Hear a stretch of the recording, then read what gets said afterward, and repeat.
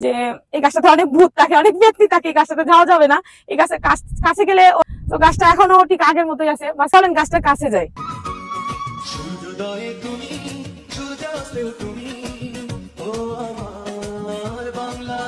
এই যে গাছটা যেটার কথা বলছিলাম, চলে আসছে এই ভুতুরে সেই গাছটার কথা, যে গাছের এত কাহিনী ছিল, এত আমাদের কল্পনা। এক ভুতুরে গাছের গল্প শোনাতে এবং সেই ভুতুরে গাছটা দেখাতে এবং তার সাথে ঘুরে দেখাবো আমাদের সেই ঐতিহ্যবাহী তলার হাউস। গাইস, আসসালামু আলাইকুম। সবাইকে শুভ সকাল। সকাল সকাল চলে আসলাম আবার একটা ভিডিও নিয়ে। আর সবাই জানেন আমি ভাটি এলাকার মেয়ে, আর এখানে প্রচুর মাছ হয়, প্রচুর ধান হয়, এর বাইরে আমাদের এখানে এত বেশি কিছু হয় না।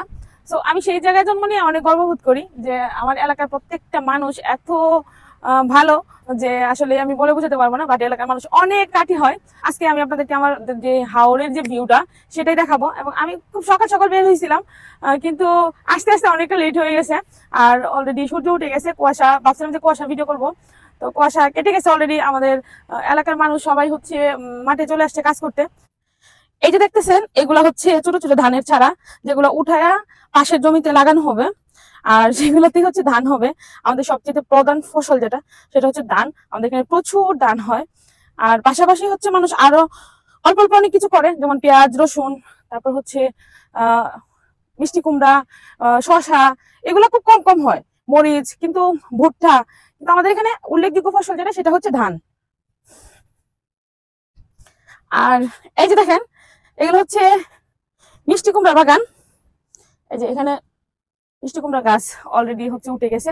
তো একটা সময় হচ্ছে কি, এগুলা যখন বড় হবে পুরা জমি ভরে যাবে, একদম সবুজে সবুজে একদম ভরপুর হয়ে যাবে। এখন তো গাছগুলা ছোট কেবল লাগাইছে, কয়েকদিন হয়তো লাগবে এগুলো বড় হইতে। তো চলেন আমরা আরেকটু সামনে যাই এবং দেখাই আর কি কি আছে। এখন আমি আপনাকে দেখাবো আমি যে ধান দিতে চাই। দেখেন এখানে পাশে হচ্ছে ধানের জমি, আর ধানের জমির পরেই হচ্ছে মিষ্টি কুমড়া বা সবজি টবজি লাগানোর যে জায়গাটা, পাশে হচ্ছে বিল। দেখেন কত বড় বিল। আমরা যারা শহরে থাকি বা ঢাকা শহরে থাকি, অল্প একটু হাতির ঝিল বলেন, অল্প একটু পানি দেখলে আমরা বলি যে এখানে অনেক বড় বিল চলে। সেখানে দেখেন আমার আমার মানে এলাকার আমার হাওরের বিল কত বড়। আর এখানে কিন্তু এখনো হিউজ পরিমাণ মাছ আছে, যেটা দেখে আমাদের গ্রামের অনেক মানুষেরই অর্থ এখান থেকে আসে। আর এই যে দেখেন বিলে মানুষ মাছ ধরতেছে অলরেডি, যদিও এগুলাতে এখন মাছ ধরা নিষেধ আছে। এখন মাছগুলা আর একটু বড় হবে বা পানিটা একটু যখন কমবে, তখন এটাকে আরো শুকানো হবে। এখান থেকে আরো অনেক অনেক টাকার মাছ এখান থেকে তোলা হবে। যে মাছগুলা কিনা আমরা ঢাকা শহরে বসে খাই বা চট্টগ্রাম অনেক জায়গায় যায়, এখানকার মাছ অনেক জায়গায় যায় আমার হাওড়ের মাছ। আরেকটা হচ্ছে যেটা বর্ষাকাল, বর্ষাকালে এগুলো সব কিন্তু পানিতে ডুবে যায়। এগুলোতে প্রচুর পানি থাকে, হিউজ পরিমাণ পানি থাকে, আর প্রচুর মাছ থাকে। আর এখন যে শুকনো সময়টা হচ্ছে, এই বিলে পানি থাকবে আর এখানে মাছ থাকবে। এই মাছই হচ্ছে এখান থেকে মানুষ মাছ ধরে অনেক অনেক টাকা অর্জন করে, এই যে এখান থেকে। আর মানুষ খায়। আমাদের এখানে কিন্তু মাছের এবং ভাতের যে একটা হয় না, মানুষের যে ভাত, মাছ ভাতে বাঙালি যে কথাটা বলে, এটা কিন্তু আমাদের এখানে আছে।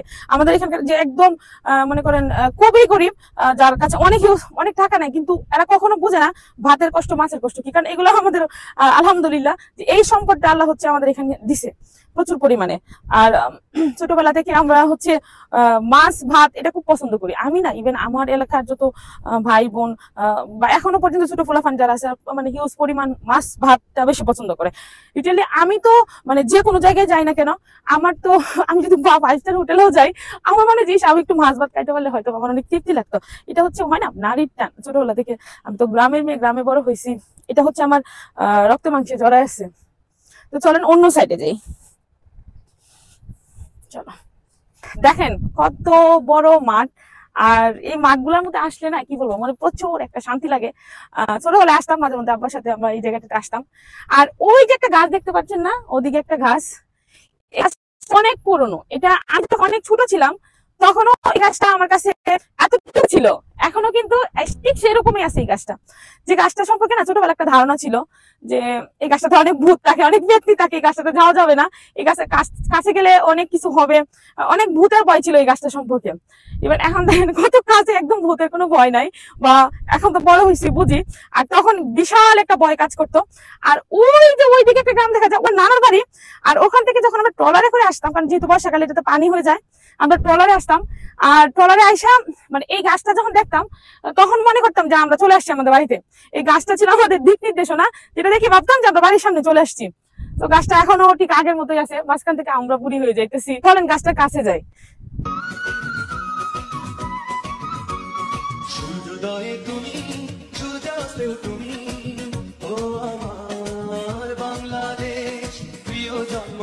এই যে গাছটা যেটার কথা বলছিলাম, চলে আসছে এই ভুতুরে সেই গাছটার কথা, যে গাছের এত কাহিনী ছিল, এত আমাদের কল্পনা, যে গাছটা অনেক ভুতুরে।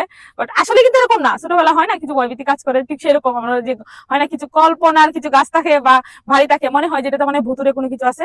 তো সেই গাছটার কাছে চলে আসছি। আগে যেমন ছিল আমার কাছে সেম মনে হচ্ছে, একটু তফাৎ নাই। কারণ এত বড় হাওড়ে কিন্তু কোনো গাছ নাই, এত বড় হাওড়ে শুধু একটাই গাছ, ওইটা যেটার মধ্যে মানুষ আইসা হচ্ছে একটু রেস্ট নেয়। চাই আসছি, মানুষ যখন এত বড় হাওড়ে কাজ করে একটাই গাছ, আর এটার নিচে এসে মানুষ হচ্ছে একটু শান্তি নিঃশ্বাস ফেলে, একটু ছায়া হয়, এই ছায়াটাতে মানুষ এসে বসে। তো কত ভালো লাগার একটা গাছ, আমাদের কি নাকি কল্পনা ছিল। হ্যাঁ, সবাই কিন্তু পায়ে হেঁটে কাজ করতে যায়। এই যে মানুষ কাছের একদম কাছে চলে আসছি, অনেক সুন্দর একটা গাছ। তো ভিডিও হচ্ছে আজকে আমি শেষ করে দিব, এত লং করবো না। আর আমার সাথে কে কে আসছিল তাদের সাথে একটু পরিচয় করাই দিই, অবশ্যই আমি একা আসি নাই।